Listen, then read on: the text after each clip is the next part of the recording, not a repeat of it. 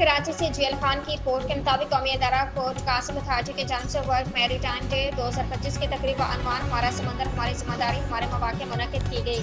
जिसमें समंदर की अहमियत और इससे लाहक खतरात की आगाही दी गई। पोर्ट कासिम अथॉरिटी PQA की जानिब से बैनुल-अक़वामी मैरी टाइम दिन के मौके पर 2025 की मैरी टाइम तकरीब का इनेकाद किया गया। इस मौके पर महकमे माहौलियात की तरफ से प्रेसिडेंशियल PQA में पायदारी और समुद्री आलूदगी की रोकथाम, हार्बर कंट्रोल BDS की तरफ से पेशकश, नेविगेशन की हिफाजत और तकनीकी बेहतरी, पाकिस्तान की मईशत और समुद्री तजारत में PQA के किरदार को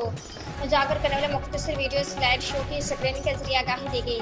तकरीब के आगाज में पोर्ट कासिम अथॉरिटी इंतजामिया ने बताया कि आज के दिन मनाने में आलमी मैरीटाइम कम्युनिटी में शामिल होने पर फख्र महसूस कर रही है। इस साल का मौजू हमारा समंदर हमारी जिम्मेदारी हमारा मौका, पायदार शिपिंग के तरीकों और समुद्री हिफाजत की अहमियत को उजागर करता है।